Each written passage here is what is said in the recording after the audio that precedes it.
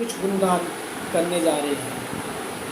आपको मालूम ही है कि मिट्टी की महिमा का जितना गुणगान किया जाए वो बहुत ही कम है। इस मिट्टी के द्वारा ही इस सृष्टि का उत्थान हुआ है, आप सभी जानते हैं। इस मिट्टी के द्वारा ही हमारा ये पंचभूत शरीर तैयार हुआ है।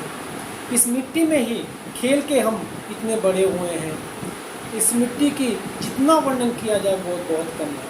बहुत कम शब्दों में मैं आपको इसकी थोड़ी सी विचार जानकारी देना चाह रहा हूँ। जैसे कि मिट्टी से ही ये हमारा जीव जंतु, पेड़ पौधे, पशु पक्षी, अनाज की उत्पत्ति हुई है।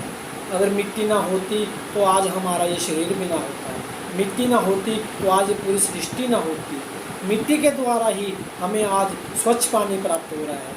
मिट्टी के द्वारा ही हमें स्वच्छ अनाज की प्राप्ति हो रही है। अगर मिट्टी ना होती तो हम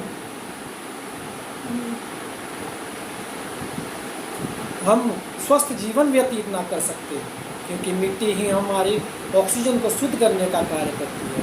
मिट्टी में सभी प्रकार के गुण पाए जाते हैं। मिट्टी में डिटॉक्सिफाई फंक्शन का काम करती है। मिट्टी हमें antibiotic, anti inflammatory, anti allergic का कार्य भी करती है। मिट्टी के द्वारा हम कई रोगों का इलाज नेचुरोथेरेपी में करते हैं। मिट्टी के द्वारा ही, जैसा कि हमारी नेचुरोथेरेपी में मड बाथ का बहुत ही ज़्यादा महत्व है। मड बाथ करने से हमारे शरीर के जितने भी बैड टॉक्सिन्स हैं वो सारे बाहर आ जाते हैं। मिट्टी के द्वारा ही मिट्टी पट्टी की जाती है, जिसके द्वारा हमारे शरीर के स्टमक से संबंधित कोई बीमारी हो, टांगों के संबंधित बीमारी हो, कमर में कोई दर्द हो, सर में दर्द हो, आँखों में कोई प्रॉब्लम हो, चेहरे में झुर्रियाँ, छाइयाँ या पिंपल्स आ जाते हों, तो हम मिट्टी के द्वारा ही सारे प्रयोग इलाज किए जाते हैं। अतः मैंने जैसे पहले भी कहा, मिट्टी का हम जितना वर्णन करें उतना कम है।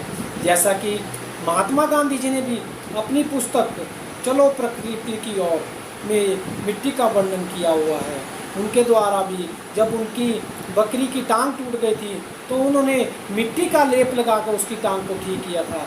मुझे आज भी याद है, हमारे जब बचपन में नाना दादी वगैरह जब होते थे तो वो जैसे ही किसी बच्चे को चोट लगती थी तो जल्दी से मिट्टी उठा के उस पर रख देते थे।